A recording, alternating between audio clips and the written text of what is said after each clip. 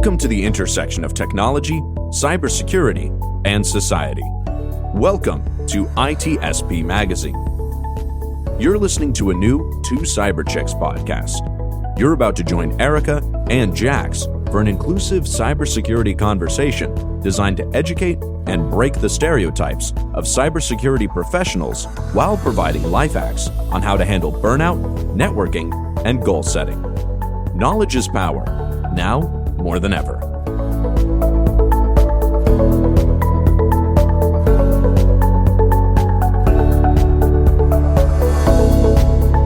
Hey, Two Cyber Chicks fam, we are thrilled you're listening in today. We are going to be talking about all things governance, risk, compliance, aka GRC, one of the coolest spaces in cybersecurity. Our guest brings a wealth of knowledge from the GRC side of the house, along with the artificial intelligence space. He's a professor in which he teaches law and governance of technology, along with artificial intelligence. Josh, you have such an awesome background, so many cool things that you have done. Thank you so much for coming on the show today and sharing your experience with our listeners. How's it going? I'm doing well. I'm honored to be here with two awesome chicks, right? Is that what you call each other? Love it. Two cyber chicks, two awesome chicks. It's okay. Yeah. This is episode 3. We're still buffing it out a little bit. It's fine. It's awesome. Josh, I am so excited. We finally got you on the show. We've known each other. I feel like we've known each other for a lifetime, but it's only been a year, I think, is when you reached out. Probably a year. Yeah, probably a year. One of my favorite stories is actually meeting up with you at a WeWork and sitting at the Pac-Man arcade, and I'm like hunched over. Yes. And you're like, you were the tallest, biggest dude, and you're at the smallest table trying to do work. So, and it was a Pac-Man table. It literally could play Pac-Man on it. And I guess he thought that was a good location to have his meeting for the day. For us to meet, we didn't even have enough room to put 2 laptops. It's like, what do you do? It was awesome. Oh my gosh. So I've always wanted to ask you this question. I don't know why I haven't posed this. So now we can do it on the podcast. So how did you move to working in the cybersecurity space and even more so in the artificial intelligence space? I was originally doing lobbying work. So policy development, lobbying. And prior to that, I was a chemist. So the transition was basically around subject matter expertise. How can you be a subject matter expert and then communicate that to policymakers and those crafting legislation? And through that, I decided to go to Emory Law to just take my expertise to that next level. How do you write legislation? How do you think about the law? How do you think like a lawyer, right? So you have like sort of that mixture. And while there at Emory, I really got into teaching, writing, and then what's the future look like?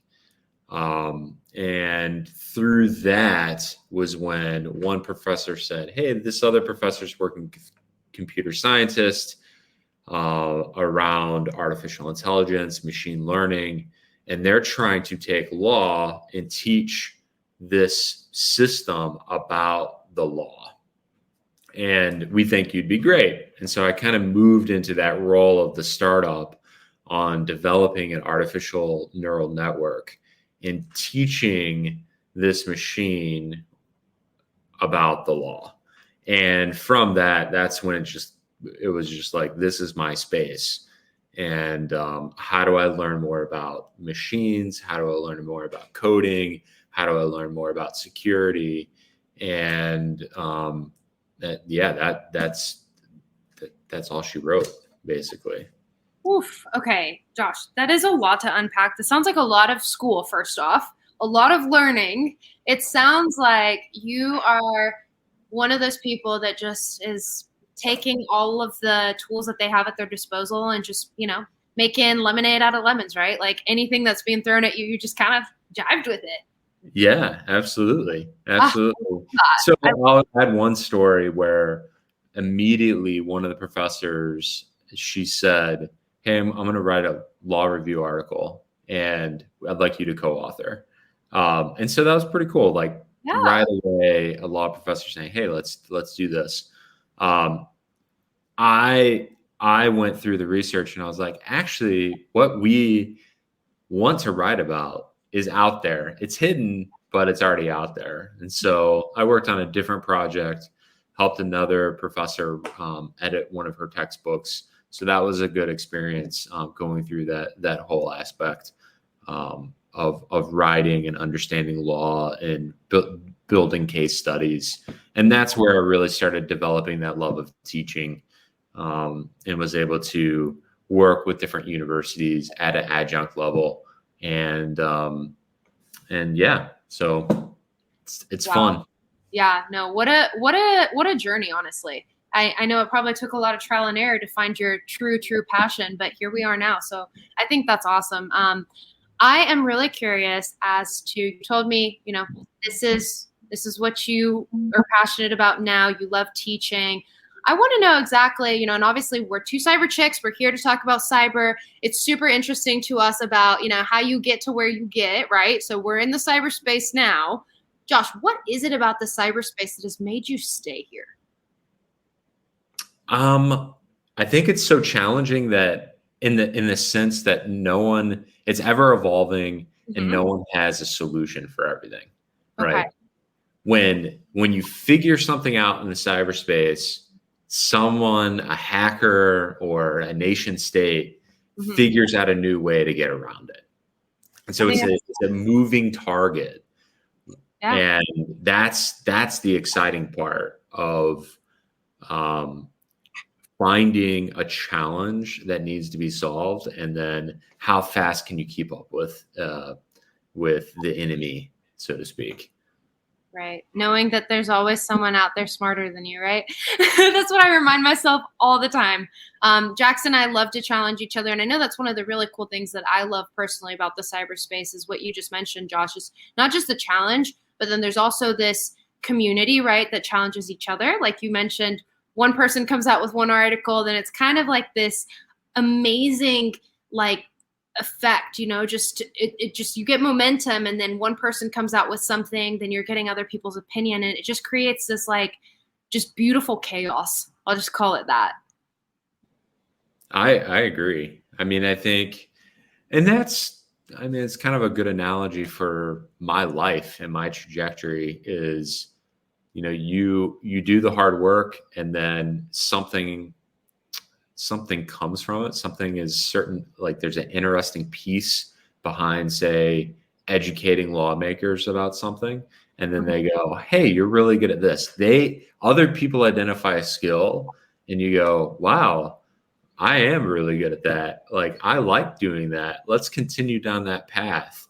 And that's what makes it exciting, I think, is when you can work with people and they're identifying things that maybe you're kind of narrowly focused, right? Where I would say you all have a podcast and you're not doing video. Look at these smiles from these ladies. No one can see it, right? We need to amplify that more and help other people find those skills or those strengths and then highlight those. Yeah, we're hoping that we'll go to a video soon, actually. So that's I love that you said that. We were just talking about going out and doing some video on this.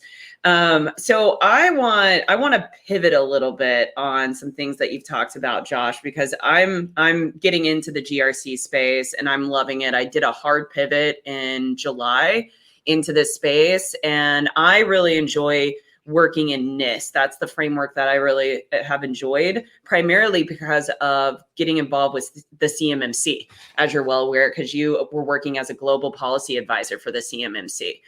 So this is kind of a multi-part question, but the first part, I want your personal and professional opinion on the overall, the high level of CMMC and the impacts that the new version 2.0 is going to have on our critical infrastructure, and what you think will happen going forward with CMMC. Will it dissolve? Will it change into maybe a version 3, maybe even a version 4? What are your thoughts on this? Yeah, great question. I mean, I think, these are all predictions that we're making. And obviously, there are many groups trying to communicate to policymakers on the Hill, as well as agencies. You see President Biden and that administration doing some work. I'm excited for the new part of CMMC because of the scalability. I think you have a better ability to scale moving away from CMMC 1.0. And the reason why I say that is because the amount of time it took to try and get assessors and get people approved, you had 5 C3PAOs where they can't cover the entire DIB. Or the defense industrial base. They can't cover all parts of the supply chain. And that made it really challenging. So that's one aspect. The second aspect, you weren't looking at risk. So you mentioned NIST and going down sort of the risk part, the risk management framework. That it was all based on like this survey, right? Like, hey, you take the survey, you did this, you show a little evidence, maybe call it a day, where you're not really moving toward overall cyber hygiene and protecting the critical infrastructure. You're just filling out a survey that someone said to do. The third piece of this, if I were to pick 3 pieces, would be the thought around how the AB was established, where it was put into, who put it together. You have sort of this good old boys sort of club. There's a political move, and then we're going to create something that only a select few were able to really capitalize on. So it was more of like a monopoly for a select group. And that really hurt how we look at democracy, how we think about competitive nature and innovation, as well as the strength of protecting the defense industrial base and the Department of Defense. Yeah, and one of the last things you just said, protecting our defense industrial base, and that was the whole premise behind CMMC, was to secure our supply chain to protect our critical infrastructure. After seeing version 2.0 come out, my opinion on this is I don't think we're doing that. And we've taken almost 10 steps back in a way, and now we've complicated the overall process that we already had in place. I think the process that we already had in place, it's that process now layered with POAMs and other different waivers that you have to achieve, but you're still doing self-assessing in a lot of the organizations. So we're in a way we're going right back to we're not securing our critical infrastructure. What are your thoughts on that? That's I guess where I'm really frustrated with some of these changes that I saw. Yeah, I mean, I think the analogy could be around you start building a building, right? And you're building it in the wrong direction. Now it's leaning over. And I think the first thing you need to do is just knock down the building. And then really now you have a strategy, and now how do you rebuild the building to make it stronger and straight in the direction that you want it to go. So I think we're in that phase of there was a strategy, the new leadership saw that the building was being built incorrectly, and you're going to have to tear it down to rebuild something that is going to be stable and move us in the right direction. So it's kind of going back to the chemistry aspect of my life of there's sort of this growth and decay, and then through that you regrow into something that's better. Oh, I like that analogy. Yeah, and it's also the premise behind CMMC was to have the CMMC controls in place. But when they scrape those completely out and now they're just using NIST 171, it really makes me wonder, why do we even have the accreditation body? Why do we have CMMC when we're going back to using NIST 171 and we're doing self-assessment. But do you think this, I mean, let's just add this for a second, CMMC AB, there is no point for them. Right? No, there's not. That's my opinion. I don't. Yeah, there's no point. And I think people in the community have all said this, right? They got on the town hall and they basically, the DOD was like gutted. I think one guy wrote on LinkedIn, like gutted the AB like a cod fish, right? Yeah.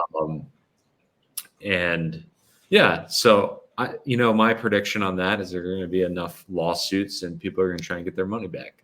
Oh yeah, all these organizations, like I spent $500, which wasn't, it's not a substantial, but it's $500, and I'm in startup mode, and it's for nothing now. And there's RPOs, 5,000, and even more. Some have spent, 30,000. Some companies have spent over 100,000 already starting their assessment process that now they don't need to do. So it's a very interesting time. The town hall was yesterday, so we'll see what happens. Things are going to kind of start unraveling, I think, and there'll be some people coming out, and like you said, lawsuits are going to start to happen.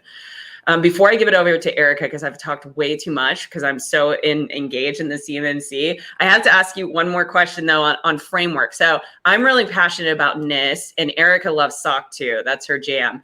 Do you have a specific framework that you really enjoy utilizing, and why? That's a loaded question. Yes, Erika loves SOC 2. There's a lot of good things that come from SOC 2. I'm kind of in the camp a little bit around who's going to be able to audit independently and do a good job. And those in the SOC 2 world around, it was built by sort of that audit group. Again, we're not mentioning names, so I'm not going to mention the names. So in that group, I think it has a lot of advantages to that. Now, then the NIST side would be thinking about sort of these national standards from a US-centric point of view, then that's another good thing to think about. So I think there's a lot of overlap. Sometimes they don't talk the same, right? If you're thinking of like an engineering mind versus an auditing mind and trying to meld the two together. So I hope I avoided the question more than anything. I think you did a great job of explaining the fact that that they're not the same. While they are sometimes used to fulfill the same purpose, there are overlapping controls, right? Let's just call them that, and guidance. And sometimes it just depends on how it was written. So if you're looking at ISO, obviously that's being written from an international perspective versus if we're looking at, NIST, that's going to have a completely different perspective.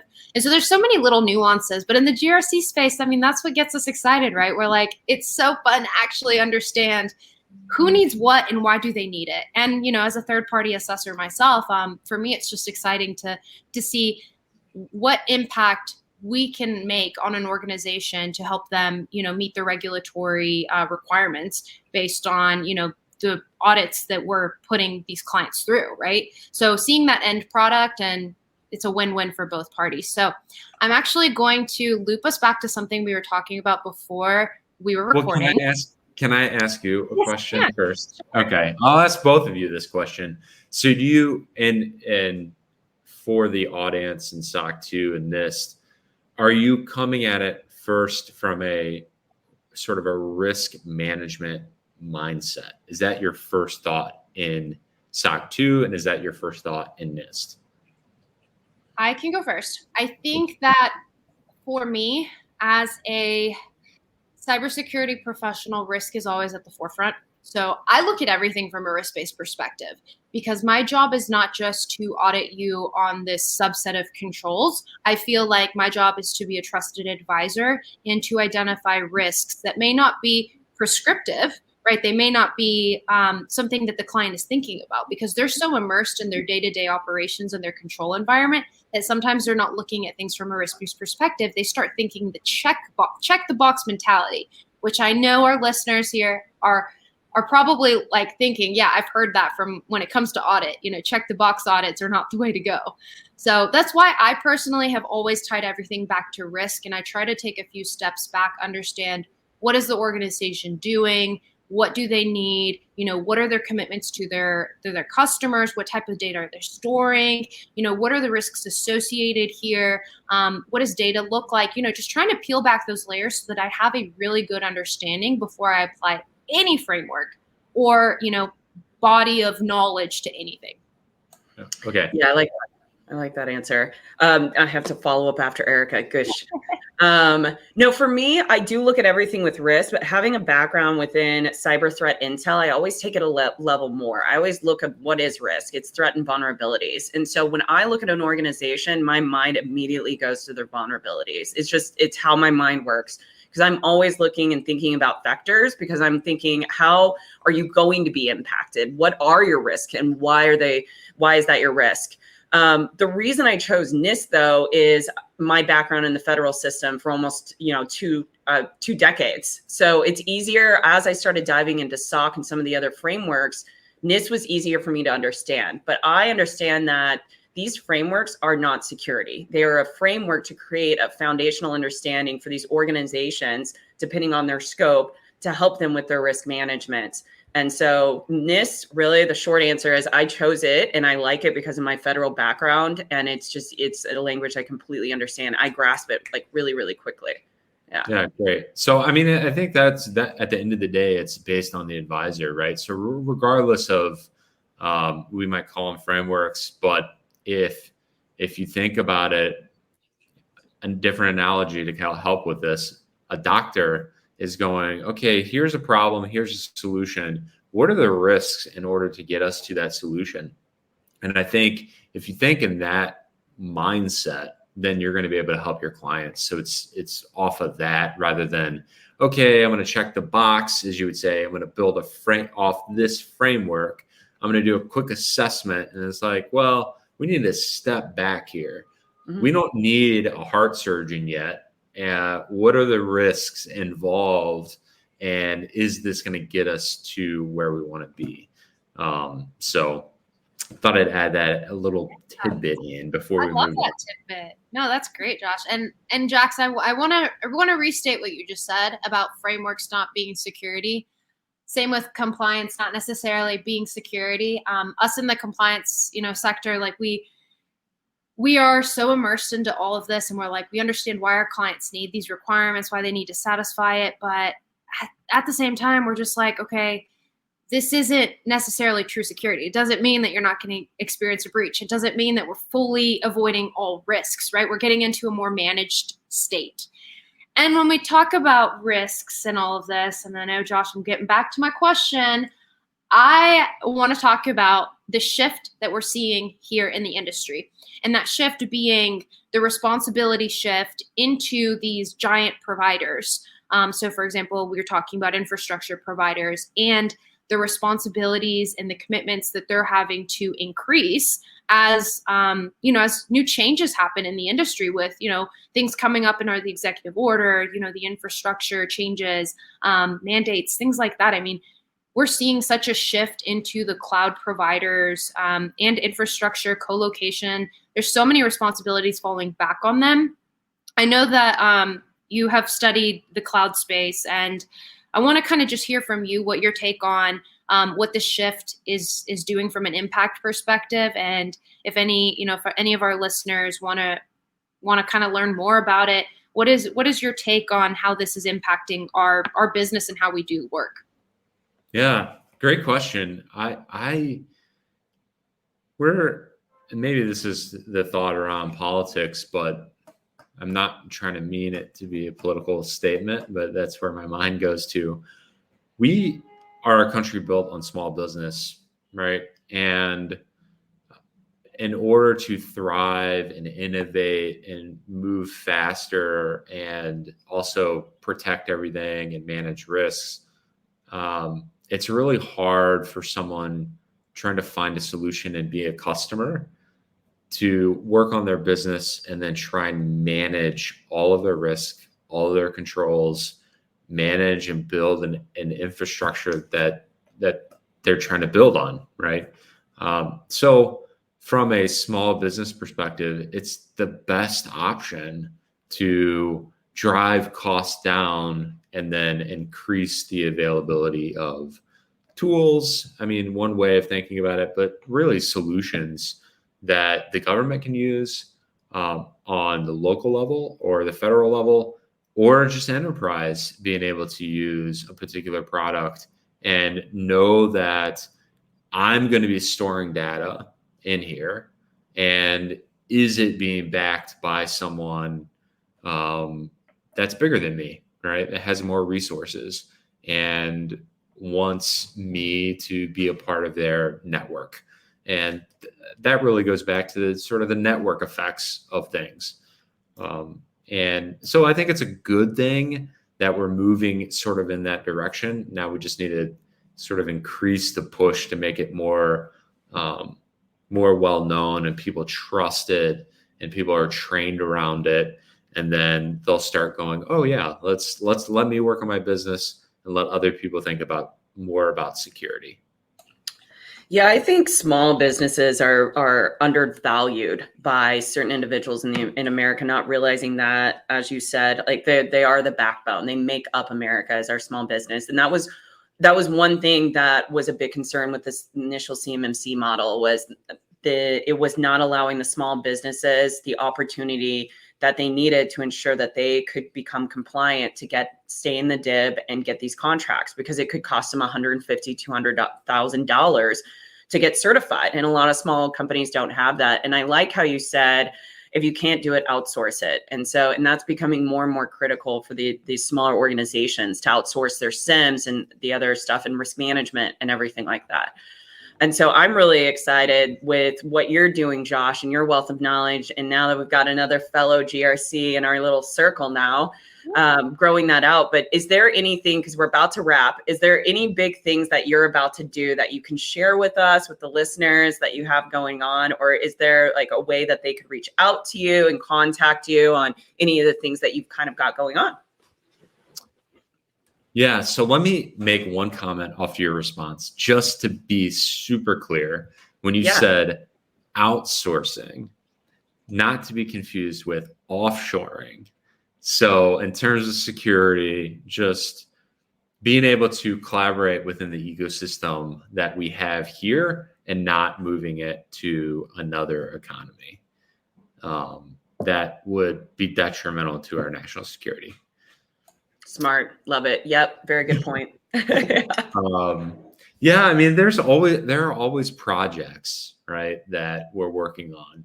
One project that I didn't mention earlier that I'm really excited about is, and maybe this is a passion for me around teaching, is workforce development. I've been working with a few universities and then talking with congressional leaders, to different special interest groups around thinking about workforce development in the STEM sector. So if chemistry and technology, they're kind of meshed together, Jax. So the two of them, we need more access in there, and we need more opportunities for folks. And that even goes to you don't even need a 4-year degree. You need sort of that work ethic to get you up and running, and more people need to embrace sort of that technology, that science aspect. And so I'm working on a few projects around there and with a few universities. So I'm really excited about that, on where they're going to be going. Awesome. I'm excited. I cannot wait. So how can our listeners reach you, Josh? If there's any individuals that may want to ping you for legislative help they've got going on, or maybe to offer you a new position on their board, what's the best way for them to be able to contact you? Yeah, I mean, email's good. LinkedIn is even better. If you know Erika and Jax, then hey, they'll find me. I love it, Josh. Thank you so much for being a guest. This was awesome. Yeah, thanks for having me. I'm excited that I was able to join you all. Thanks, Josh. It's been a pleasure. Thanks for tuning in. We hope you enjoyed this episode of Two Cyber Chicks podcast with Erika and Jax. If you learned something new and this podcast made you think, then share itspmagazine.com with your friends, family, and colleagues. If you represent a company and wish to associate your brand with our conversations, sponsor one or more of our podcast channels. We hope you will come back for more stories and follow us on our journey. You can always find us at the intersection of technology, cybersecurity, and society.